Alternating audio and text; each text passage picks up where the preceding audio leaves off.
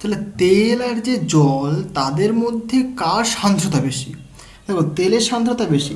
তুমি এটাকে একটা এক্সপেরিমেন্ট করে তুমি দেখতে পারো। তুমি ধরো এক বোতল বা এক গ্লাসের মধ্যে তেল নিলে আর জল নিলে, দুটোকে একটুখানি ঝাঁকিয়ে তুমি ছেড়ে দেবে, দেখবে তেলটা তাড়াতাড়ি কিন্তু থেমে যাবে। তেলটা তাড়াতাড়ি থেমে যাবে মানে কি, তার মধ্যে সান্দ্রতা বেশি, তার জন্য কি তাড়াতাড়ি থেমে যায়। যেরকম ধরো আলকাতরা তুমি যদি নাও, ঠিক আছে, সব থেকে আলকাতরা সান্দ্রতা বেশি। না, আলকাতরা তেলের মধ্যে কিন্তু আলকাতরাটাকে তুমি সেক করে ছেড়ে দাও, আলকাতরা আগে থামবে। ক্লিয়ার হয়েছে? তাহলে আলকাতরা কিন্তু সান্দ্রতা আরও বেশি। ক্লিয়ার? এবার দেখো বেসিক্যালি চাপের প্রভাবে কি হয়, সাধারণত চাপ বাড়ালে পরে তরলের সান্দ্রতা বেড়ে যায়। মানে চাপটাকে তুমি যদি ইনক্রিজ করো, মানে একটা লিকুইড ফ্লো করছে, এবার তুমি চাপ বাড়ালে, প্রেশার দিলে, তুমি প্রেশার যখন দেবে তুমি, তার কী হয়ে যাচ্ছে বেসিক্যালি, তার সান্দ্রতা মানে কাছাকাছি চলে আসছে, বেসিক্যালি ফোর্সটা বেশি কাজ করে, তখন বেড়ে যায়। আবার তুমি যদি ধরো মানে ইয়েটা কমিয়ে দাও, তুমি প্রেশার যদি কমাও, তাহলে কিন্তু আবার সান্দ্রতা কিন্তু কমে যাবে। ক্লিয়ার হয়েছে? কিন্তু মানে জাস্ট এটা ন্যাচারাল, যেরকম হয় সেরকমই হয়। বাট ইন্টারেস্টিং ব্যাপার হচ্ছে, ধরো তুমি যদি একটা মানে যে এমন তরল কনসিডার করলে যে তরলটা সান্দ্রতা বেশি, তার ক্ষেত্রে তুমি যদি প্রেশার যদি বাড়াও, তার সান্দ্রতা কিন্তু অনেকটা দ্রুত হারে কিন্তু বেড়ে যায়। কিন্তু মানে জলের ক্ষেত্রে কিন্তু ঠিক তার অপোজিট নেচার শো করে। জলের ক্ষেত্রে জলের আচরণটা একটুখানি ভিন্ন হয়, মানে ওর ক্ষেত্রে যেটা দেখা যায়, প্রেশার বাড়ালে পরে কিন্তু সান্দ্রতা কমে যায়। তাহলে এটা তুমি মনে রাখবে, চাপের যে প্রভাব, সাধারণত প্রেশার যদি তুমি বাড়াও তাহলে সান্দ্রতা বেড়ে যায়।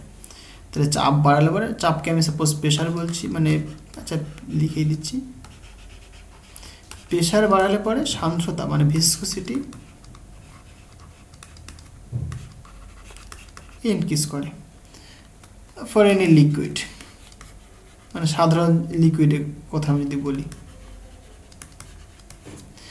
বাট এক্সেপশন তোমার ওয়াটার। ওয়াটারের ক্ষেত্রে আমরা কী পাই, ওয়াটারের ক্ষেত্রে কিন্তু একটুখানি আমরা ডিফারেন্ট নেচার দেখতে পাই। প্রেশার বাড়ালে পরে দেখা যায় যে ভিসকোসিটি কিন্তু কমে যায়, মানে বেসিক্যালি ভিসকাস ফোর্স, ভিসকোসিটিটা কমে যায়। এরকম লিখে দিই ভিসকোসিটি।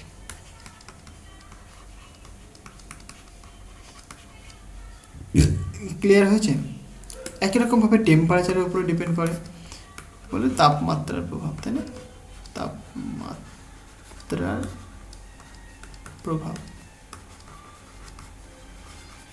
দেখো, সাধারণত এখানেও তাপমাত্রা বাড়ালে পরে সান্দ্রতা কমে।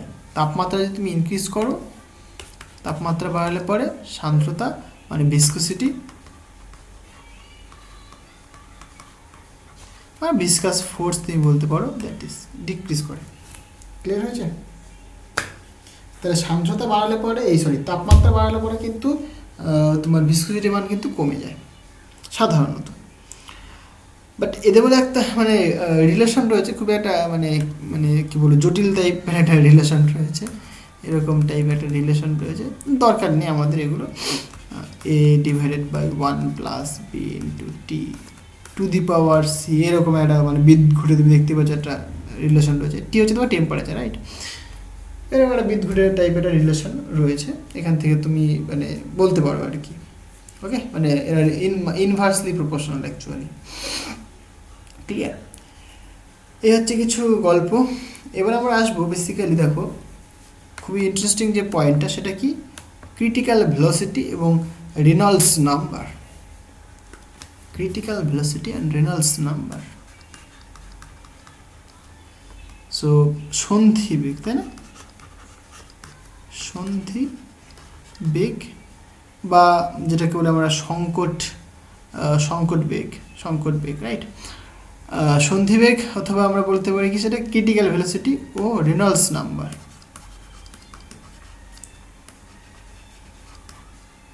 রেনল্ডস নাম্বার, ওকে, মানে সংখ্যা।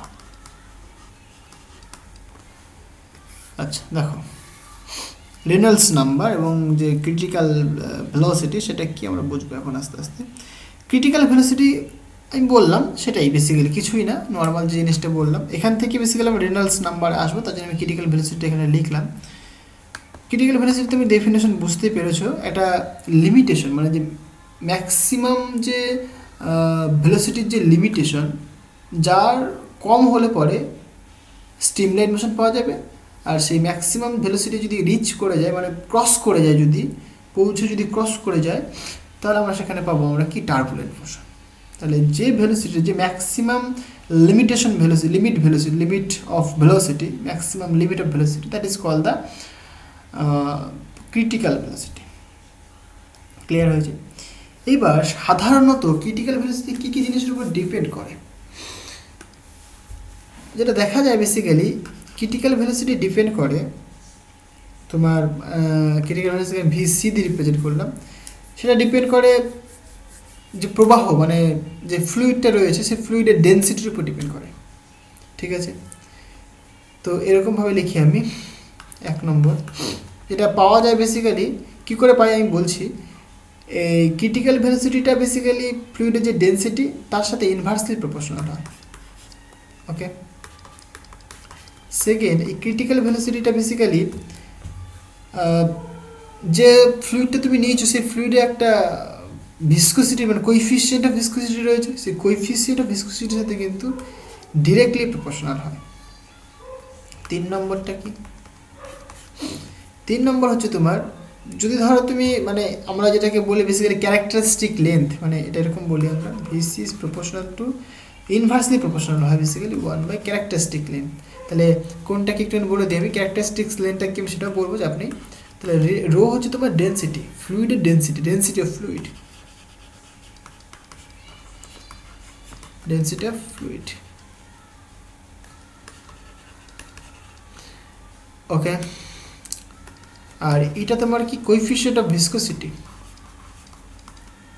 কোইফিশিয়েন্ট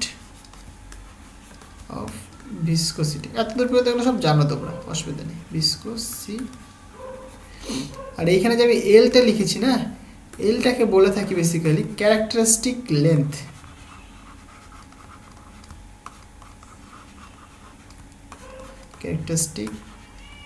ক্যারেক্টারিস্টিক্স বা ক্যারেক্টারিস্টিক লেন্থ, GTH। ওকে, মানে বৈশিষ্ট্যমূলক দৈর্ঘ্য বলা হয়ে থাকে। ব্যাপারটা কি দেখো, তুমি ধর একটা যদি টিউব নাও, মানে ব্যাপারটা যদি তুমি টিউব কনসিডার করো, এই ক্যারেক্টারিস্টিক লেন্থ বলতে বোঝাচ্ছে এই যে টিউবটা তুমি নিয়েছো তার যে ব্যাস বা ব্যাসার্ধ, এই ব্যাসার্ধটাকে রিপ্রেজেন্ট করছে, মানে এই ব্যাস বা ব্যাসার্ধ এটাকে রিপ্রেজেন্ট করছে বেসিক্যালি ক্যারেক্টারিস্টিক লেন্থ। ওকে, সাধারণত বেসিক্যালি দৈর্ঘ্য বলতে এই ব্যাসটাকে রিপ্রেজেন্ট করে, ঠিক আছে, ডায়ামিটারটাকে রিপ্রেজেন্ট করে। ওকে, তাহলে এইটাই তোমার কি ক্যারেক্টারিস্টিক লেন্থ, এই ডায়ামিটারটাকে রিপ্রেজেন্ট করে। এর প্রশ্ন হচ্ছে কি, দেখো তুমি যে এখানে লিখলে, মানে তাহলে সবগুলোকে যদি আমি একসাথে করি তাহলে তুমি কি বলবে যে VC is proportional to eta divided by L into rho বা রো ইন্টু এল, এটা তুমি বলবে। এইখান থেকে সমানুপাতিক তুলে একটা কনস্ট্যান্ট আসবে, সিম্পল কথা, ছোটোবেলা থেকে শিখে আসছি আমরা। সেই কনস্ট্যান্টটাকে আমরা বলছি একটা নাম্বার, এটাকে বলি আমরা রেনল্ডস নাম্বার, সেটাকে আর ই সাফিক্স সি দিয়ে রিপ্রেজেন্ট করছি, into eta divided by rho into L. C কেন দিলাম, ক্রিটিক্যাল ব্যাপারটা আমি বলতে চাইছি এখানটা, রাইট। তাহলে আর ই হচ্ছে তোমার ঠিক প্রপোর্শনাল কনস্ট্যান্ট, এটাকে বলা হয়ে থাকে Reynolds number. So where R E C যেটা বলছি সেটা কি বেসিক্যালি রেনল্ডস নাম্বার,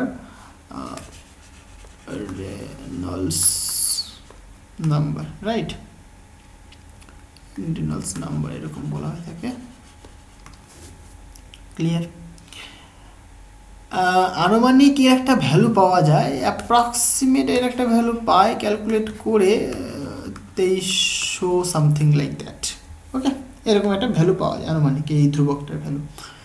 যাই হোক, আমি যেটা বলতে যাচ্ছিলাম, এখানে যে ভিসি মানে যে সন্ধিবেগ বা ক্রিটিক্যাল ভেলোসিটি, তারা যে এই যে ডেন্সিটির সাথে, কোএফিসিয়েন্ট অফ ভিসকোসিটির সাথে, ক্যারেক্টারিস্টিক লেন্থের সাথে এইভাবে যে মানে রিলেশন, সেটা কী করে পেলাম আমরা?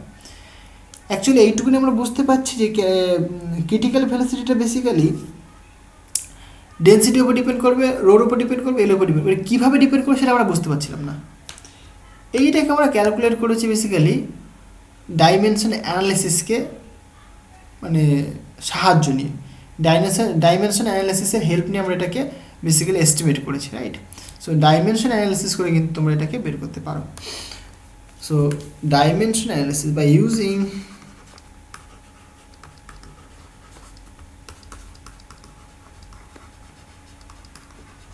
dimension analysis method, analysis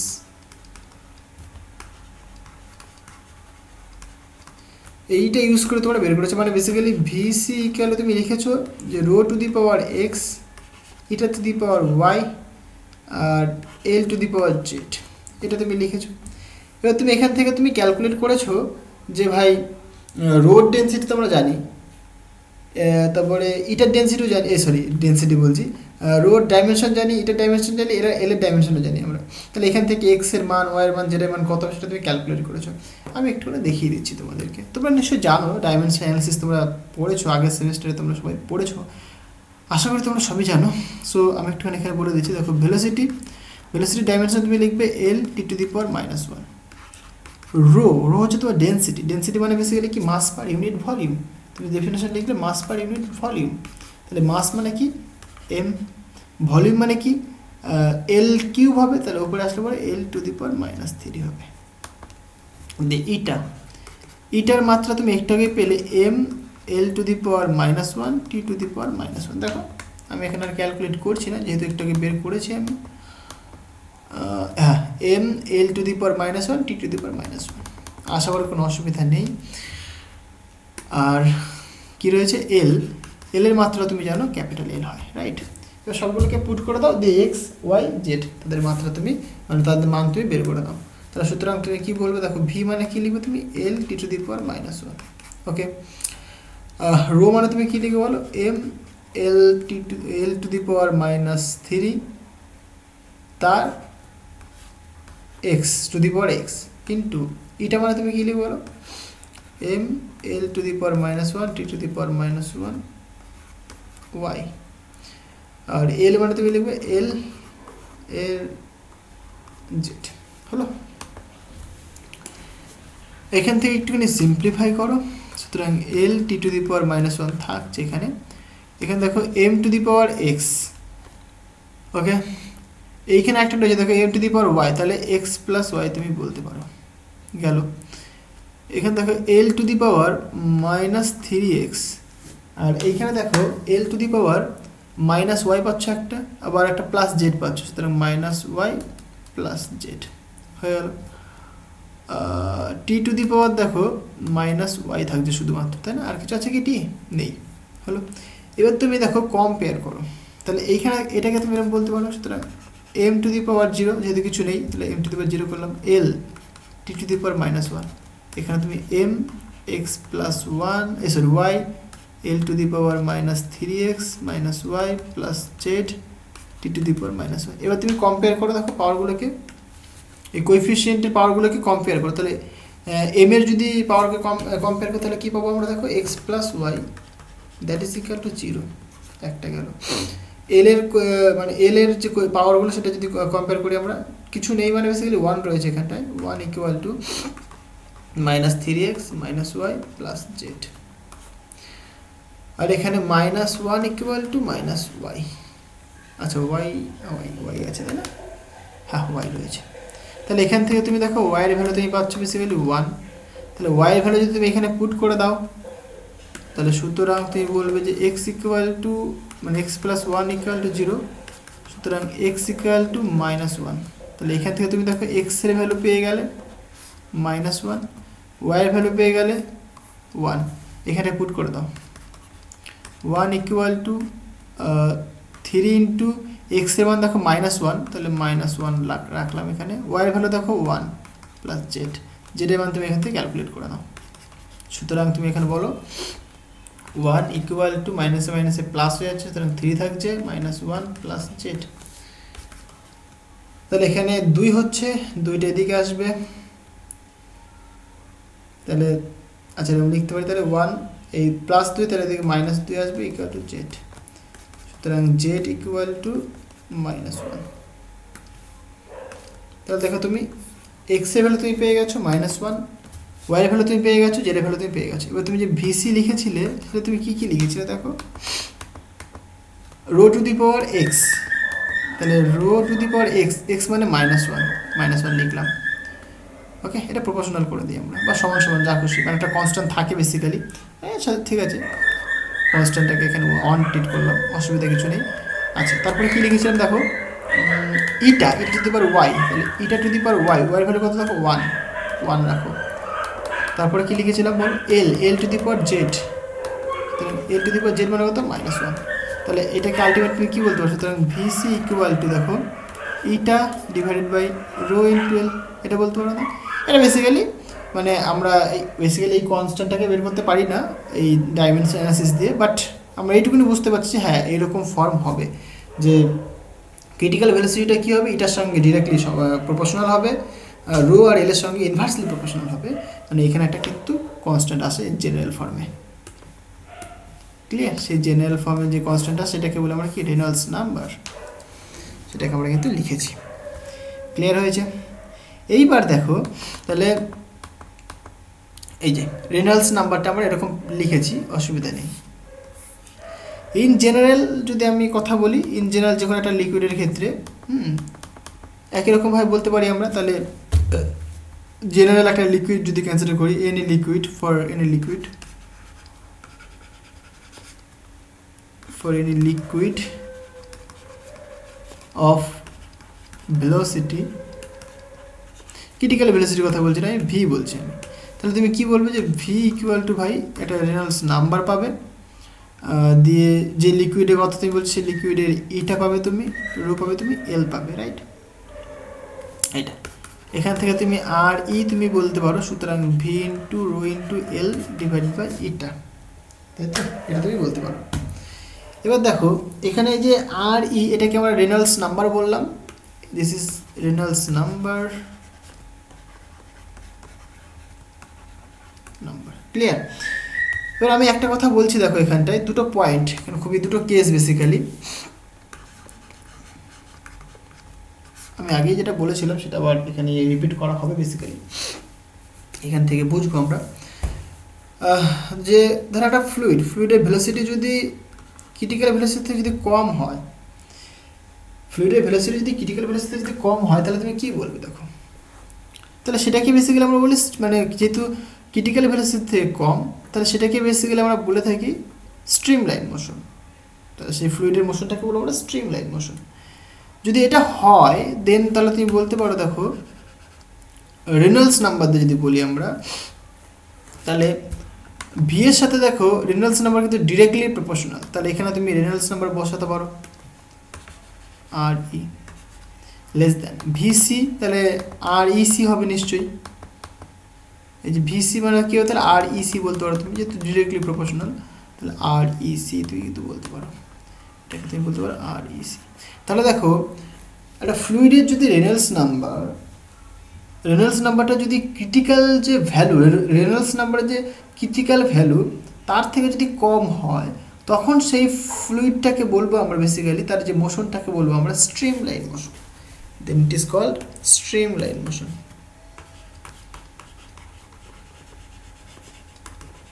clear হয়েছে? তাহলে স্ট্রিম লাইন মোশন আমরা কী করে দেখবো বুঝতে পারলে? তার মানে বেসিক্যালি আর ইর ভ্যালুটা থিওরিটিক্যালি 2300 থেকে কম হতে হবে। যদি এটা হয় তখন সেটাকে বলতে পারবো আমরা যে হ্যাঁ সেটা কি স্ট্রিম লাইন মোশন। ক্লিয়ার হয়েছে ঘটনাটা? আচ্ছা, তাহলে 2300 থেকে যদি কম সংখ্যা পাও তাহলে সেটাকে তুমি বলবে যে কি stream line motion.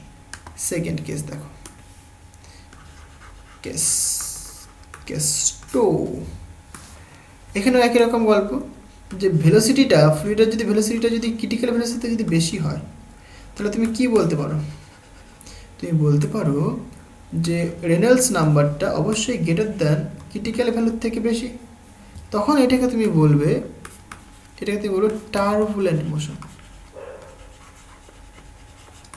Turbulent motion বা অশান্ত বেগ। ক্লিয়ার হয়েছে? তাহলে এর ভ্যালুটা যেটা পাওয়া যায় বেসিক্যালি 2300 থেকে বেশি।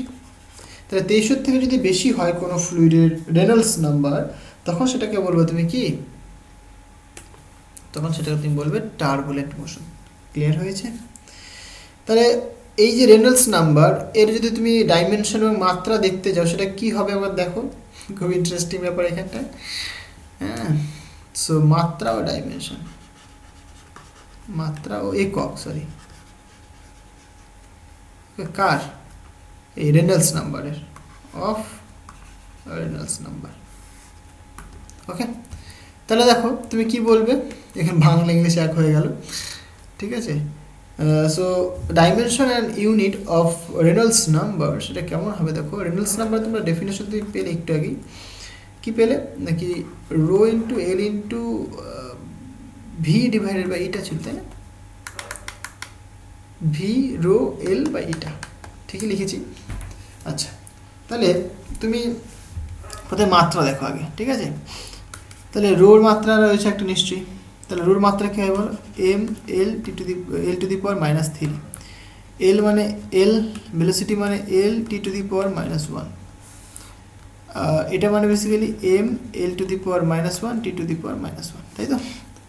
এবার দেখো হিসেব করো, এখানে এল টু দি পাওয়ার -3 রয়েছে, তাহলে এইখানে এল টু দি পাওয়ার -1, ওপরে গেলে কি এল টু দি পাওয়ার 1 হবে, তাহলে আবার দুটো রয়েছে মানে এল টু দি পাওয়ার মানে এল টু দি পাওয়ার +3 পাবো।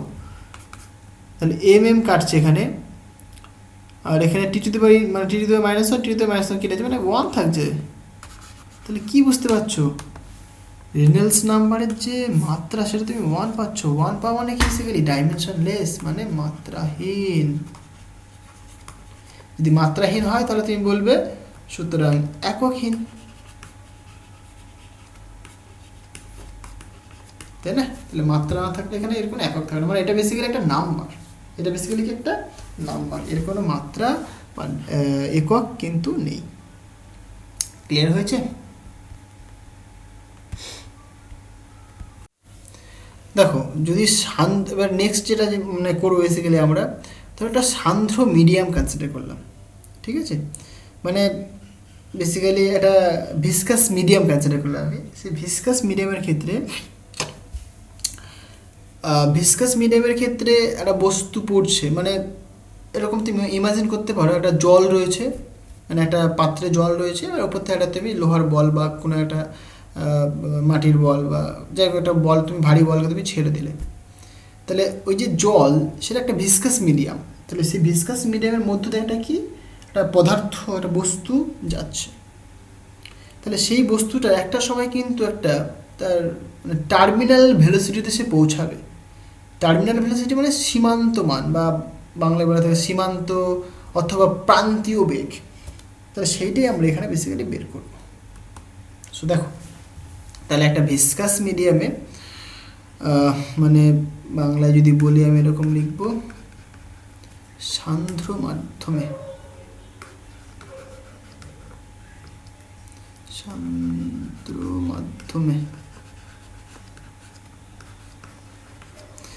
সান্দ্র মাধ্যমে একটা বস্তুর টার্মিনাল ভেলোসিটি মানে সীমান্ত বা প্রান্তীয়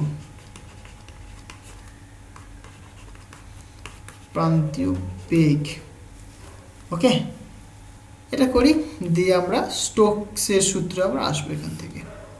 এটা একটুখানি বুঝে নিই যে প্রান্তীয় বা টার্মিনাল ভেলোসিটি কাকে বলে। এটা মানে বলে আমরা টার্মিনাল ভেলোসিটি।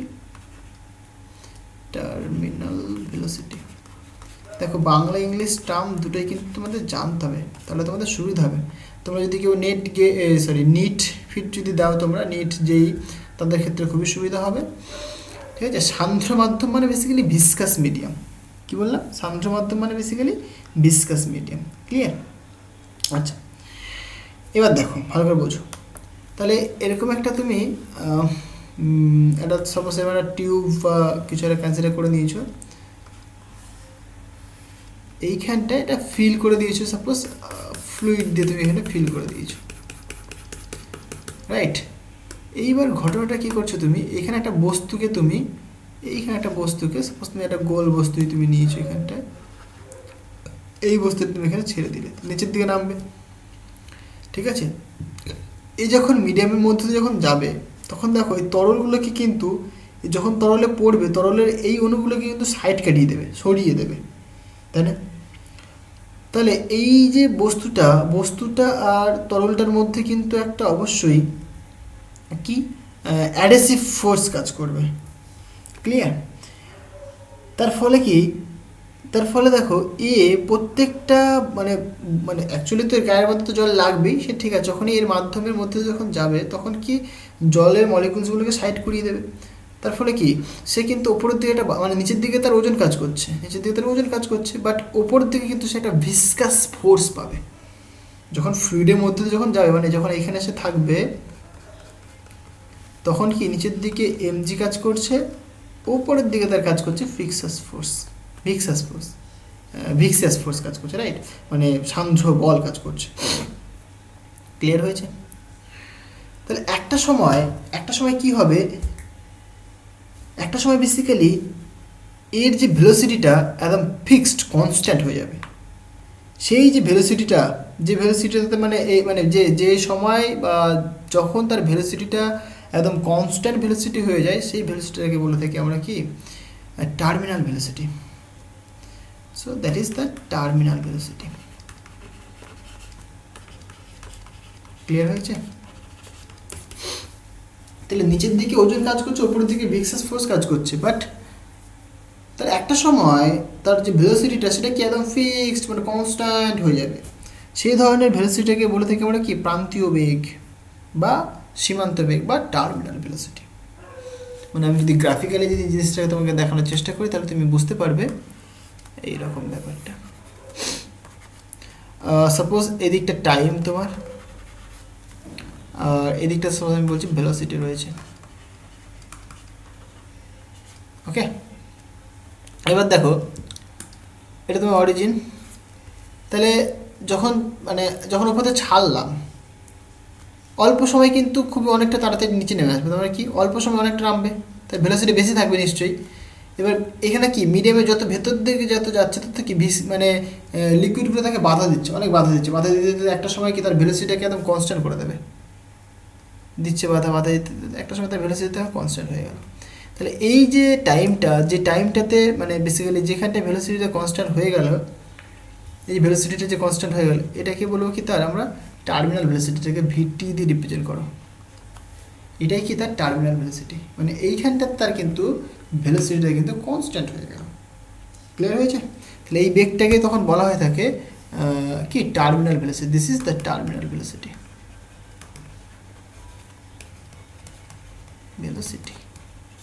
ক্লিয়ার হয়েছে? ওকে, এইবার আমরা চলে আসবো স্টোকসের সূত্র। স্টোকসের সূত্রটা খুব ইম্পর্টেন্ট। স্টোকসের সূত্র কি বলছে?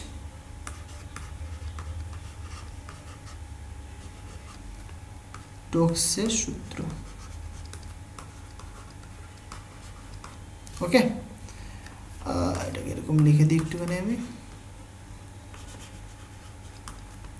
Stokes law.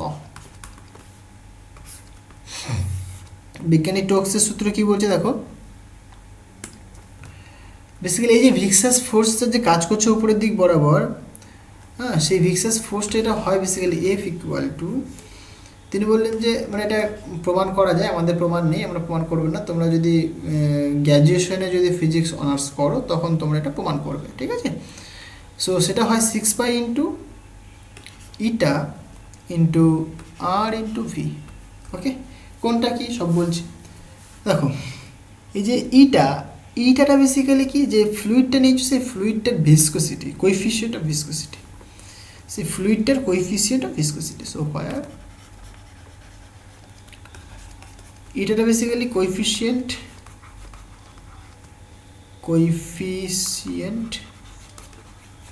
Of viscosity of liquid or fluid. Okay, আরটা কি, যে বলটাকে তুমি ফেলছো বেশিরভাগই আমরা কি যখন এটা মানে স্টোকসের যে এটা পড়ছি আমরা, এটা এক্সপেরিমেন্টও আছে, হয়তো তোমাদের মানে 11-এ হয়তো নেই এক্সপেরিমেন্টটা, বাট গ্র্যাজুয়েশনে কিন্তু এক্সপেরিমেন্টটা করা হয়ে থাকে। যে বলটা আমরা কনসিডার করি সেটা বেসিক্যালি স্ফেরিক্যাল, মানে স্ফেরিক্যাল শেপের একটা মানে বল কনসিডার করা হয়ে থাকে, খুবই টাইনি ছোট একটা বল কনসিডার করা হয়ে থাকে। তাই আর বেসিক্যালি কি সেই যে গোলক বা যে স্ফেরিক্যাল সেলে মানে স্ফেরিক্যাল শেপের যে বলটা তার radius, okay, radius of the sphere. আর এখানে ভিটা তোমার বেসিক্যালি টার্মিনাল ভেলোসিটি। ভিটা কি বেসিক্যালি তোমার এখানটা তার টার্মিনাল ভেলোসিটি, টার্মিনাল ভেলোসিটি। এখানে সাফিক্স আমি টি দিইনি, তুমি দিতে পারো, অসুবিধা কিছু নেই, ঠিক আছে। আচ্ছা, তাহলে সবগুলো ক্লিয়ার হয়ে গেল। তাহলে এটাই বেসিক্যালি স্টোকসের সূত্র। এখান থেকে তুমি দেখতেই পাচ্ছ এরা কী কী মানে জিনিসের উপর ডিপেন্ড করছে বেসিক্যালি। এইটার উপর ডিপেন্ড করে, আলোর উপর ডিপেন্ড করে, ভেলোসিটির উপর ডিপেন্ড করে, ওকে। এখান থেকে এই ভেলোসিটির ফর্মটা আমরা বের করতে পারি, মানে যে প্রান্তীয় বেগ বা টার্মিনাল ভেলোসিটি তার মানে তার যে ভ্যালুটা কেমন আছে সেটা আমরা বের করতে পারি। দেখো কীভাবে বের করবো, তাই তো। তাহলে এখানে এই যে বলটা, এটা বল, তার রেডিয়াস রয়েছে দ্যাট ইজ আর, ওকে। এর একটা ডেনসিটি রয়েছে দ্যাট ইজ সিগমা। তাহলে যে গোলকটা আমি নিচ্ছি সেই গোলকটার রেডিয়াস তোমার আর, ডেনসিটি তোমার কিন্তু সিগমা, ঠিক আছে। এবার দেখো যদি এটা হয় তাহলে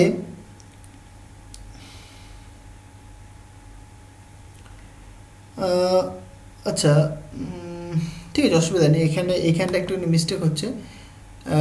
এই যে রোটা যেটা ধরেছি বেসিক্যালি, রোটা বেসিক্যালি আমাদের মাধ্যমে ঠিকই লিখেছি, মিডিয়ামটা সেই মিডিয়ামের কোএফিসিয়েন্ট অফ ভিসকোসিটি, অসুবিধা কিছু নেই।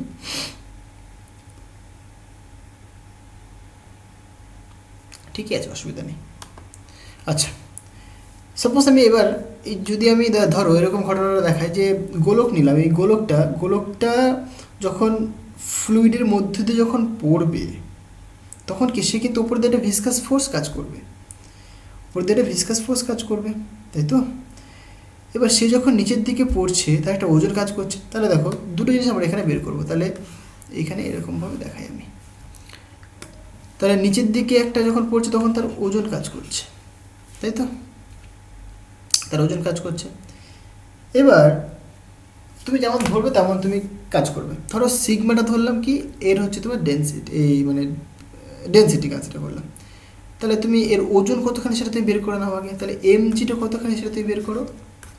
দেখো মাস তোমাকে বের করতে হবে।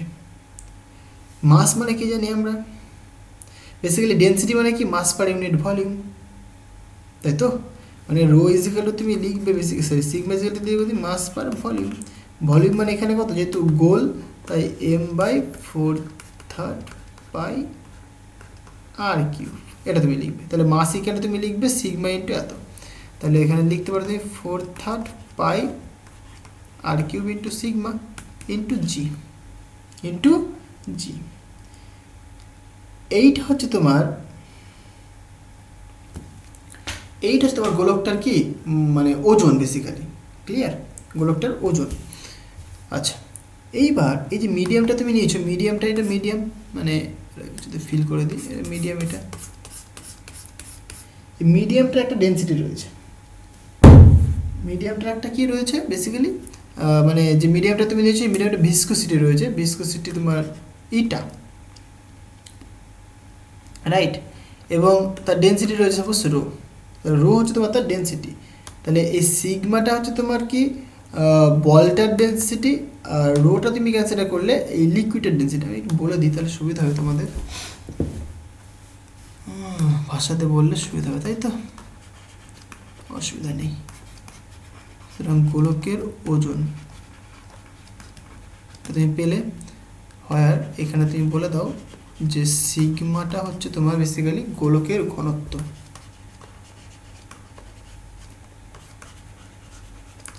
গোলকের ঘনত্ব হলো, আর আটটা তোমার রেডিয়াস অফ স্ফিয়ার, গোলকটার রেডিয়াস। আশা করি এবার বুঝতে পেরেছো। জি হচ্ছে তোমার অ্যাক্সেলারেশন ডিউ টু গ্র্যাভিটি। এইবার যে মিডিয়ামটা তুমি নিচ্ছ সেই মিডিয়ামের ডেন্সিটি কতখানি, ডেন্সিটি আমি ধরলাম সাপোজ রো ধরলাম, তাহলে তাহলে দেখো ভালো করে বোঝো, let rho be the density of the medium, okay, viscous medium. তাহলে এই যে যখন বলটা নিচের দিকে পড়ছে তাহলে উপর দিকে কিন্তু একটা ভিসকাস ফোর্স কাজ করছে, তাই তো?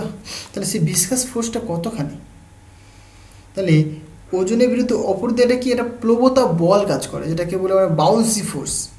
এই বাউন্সি ফোর্স যেটা পাওয়া যাবে তাহলে সেটা কতখানি পাবো আমরা, সেটা এফ ইকুয়াল টু বেসিক্যালি একই রকম, ওকে। তাহলে মাস মানে বেসিক্যালি যে ওজনটা কাজ করে ঠিক তার অনন্য হবে, মানে অপর দিকে সেই পরিমাণ বল কাজ করে, তবেই তো সেটা কী পাবো আমরা, ইয়ে হবে, টার্মিনাল ভেলোসিটিতে রিচ করতে পারবে, ওকে।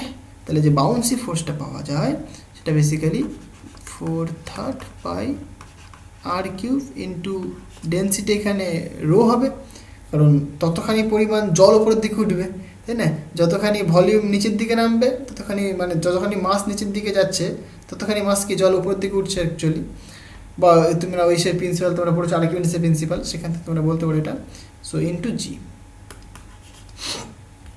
ক্লিয়ার? আচ্ছা, এবার দেখো তাহলে এই যে গোলকটি প্রান্তীয় বেগ কখন লাভ করবে, তাই না? প্রান্তীয় বেগ তখনই লাভ করবে যখন এই যে স্টোকসের যে সূত্র আমরা পেলাম, এই যে ফোর্সটা, এটাকে 1 নম্বর নাম দাও, এটাকে তুমি 2 নম্বর নাম দাও, এটাকে তুমি 3 নম্বর নাম দাও, রাইট? ভালো করে বোঝো কথাটা আমার। তাহলে গোলকটার ওজনের জন্য নিচের দিকে পড়ছে, উপরের দিকে একটা তুমি ঊর্ধ্বমুখী এটা কি বাউন্স ফোর্স পাচ্ছ, তাই তো? মানে প্লবতা বল পাচ্ছ তুমি। তাহলে উপরের দিকে একটা প্লবতা বল পাচ্ছ, নিচের দিকে তুমি একটা ওজন পাচ্ছ, এটা কি তোমার প্লবতা বল, এটাকে তুমি আচ্ছা নাম, অন্য একটা নাম দিই, এফ প্রাইম করে দিই, তাহলে কনফিউশন হয়ে যাচ্ছে এখানটায়। এফ হচ্ছে তোমার কি বেসিক্যালি ভিসকাস ফোর্স, আচ্ছা এটা তোমার প্লবতা বল কিন্তু, হ্যাঁ এটা তোমার প্লবতা বল, প্লবতা, ওকে। সো প্লবতা বল তোমার এটা পাচ্ছ তুমি এফ প্রাইম, সেটা তোমার এতখানি। তাহলে ওপরের দিকে প্লবতা বল কাজ করছে, আবার ওপরের দিকে কাজ করছে আবার দেখো এই ফোর্সটা, তাহলে তুমি তখনই বলবে এই বডিটা টার্মিনাল ভেলোসিটিতে রিচ করবে কখন, দেখো ওপরের দিকে দুটো ফোর্স কাজ করছে বেসিক্যালি, উপরের দিকে আরেকটা ফোর্স তোমার কি এফ কাজ করছে, তাহলে এই দুটো ফোর্সের যোগফল আর এমজি এরা তো যদি সমান হয় তখনই কি সেটা বাউন্সিং ফোর্স হয়ে যাবে, মানে শর্তানুসারে তুমি বলতে পারো যে মানে টার্মিনাল ভেলোসিটি তখনই রিচ করবে গোলকটি টার্মিনাল ভেলোসিটি কখন হবে, ফর টার্মিনাল ভেলোসিটি এরকম বলতে পারো তুমি, বা এরকম লিখে দিই আমি,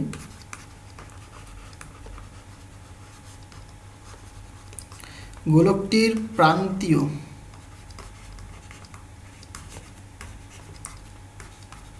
বেগের জন্য, শর্তটা আমরা বুঝতেই পারছি ফিজিক্সটা, উপরের দিকের ফোর্স আর নিচের যে যত ফোর্স রয়েছে সবগুলো ব্যালেন্স হতে হবে, তবেই সেটা বেসিক্যালি কিন্তু এটা কনস্ট্যান্ট ভেলোসিটি দিয়ে নিচের দিকে পড়বে। তাহলে উপরের দিকের ফোর্স কী রয়েছে দেখো, F plus F prime that is equal to M G. তাহলে এখান থেকে তুমি বলবে যে F equal to M G minus F prime, so F মানে বেসিক্যালি 6 পাই, দেখো কি ছিল, eta R into V, eta R into V equal to M G মানে কত ছিল দেখো, 4/3 pi R cube, 4/3 pi R cube sigma into G minus, এটা কীরকম পেয়েছি আমরা, 4/3 pi R cube rho into জি, তাই তো? এখান থেকে তুমি একটুখানি ক্যালকুলেশন করো, এটা আর ভি ইকুয়াল টু এটা 4/3 পাই আর কিউব জি, কমন নিলে পরে সিগমা মাইনাস রো হচ্ছে এখানটা, তাই তো? এইখান থেকে তুমি যদি একটুখানি ক্যালকুলেশন করো তাহলে এখান থেকে টার্মিনাল ভেলোসিটি ভি তুমি পেয়ে যাবে, আচ্ছা কানেক্ট করি, পাই ক্যান্সেল হচ্ছে এখানটায়, একটার কেটে এখানে দুটো থাকবে পরে থাকবে, তাই তো? তাহলে এখানে 3 দুগুণে 6 আর এখানে 2 দুগুণে 4, তাহলে বেসিক্যালি থাকছে এদিকে 9, তাহলে বেসিক্যালি 2/9 থাকছে। আচ্ছা দেখো 2/9, এখানে 2 থাকছে, 3 তারিখে 9 হলো, এটা নিচে চলে আসবে, তাহলে আর ইন্টু জি ডিভাইডেড বাই এটা বলতে পারো ইন্টু সিগমা মাইনাস 0। ক্লিয়ার হয়েছে? আচ্ছা আর স্কোয়ার রয়েছে এখানটায়, দুটো আর রয়েছে এখানে, তাই তো? তাহলে R square into G divided by এটা ইন্টু সিগমা মাইনাস 0। তাহলে এই হচ্ছে তোমার কি টার্মিনাল ভেলোসিটির ফর্মুলা। জিনিসটা ক্লিয়ার হয়েছে? এইখানে দেখো, এইখানে তুমি যেমন ধরবে তেমন হবে, ঠিক আছে? আমি সিগমাটাকে ধরেছি বেসিক্যালি কি, যে গোলকটা ডেন্সিটি, মানে বেসিক্যালি গোলকের ডেন্সিটি মাইনাস ফ্লুইডের ডেন্সিটি হবে।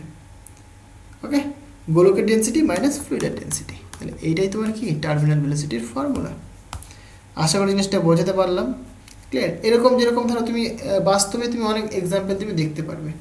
এখানে যেরকম কি বলেছে, একটা টিউব নিয়ে নিয়েছি, সেখানটায় একটা মানে লিকুইড বা ফ্লুইড দিয়ে দিয়েছি, তারপরে একটা বলকে তুমি ছেড়ে দিয়েছো, সে নিচের দিকে পড়ছে, দিয়ে টার্মিনাল ভেলোসিটি রিচ করছে।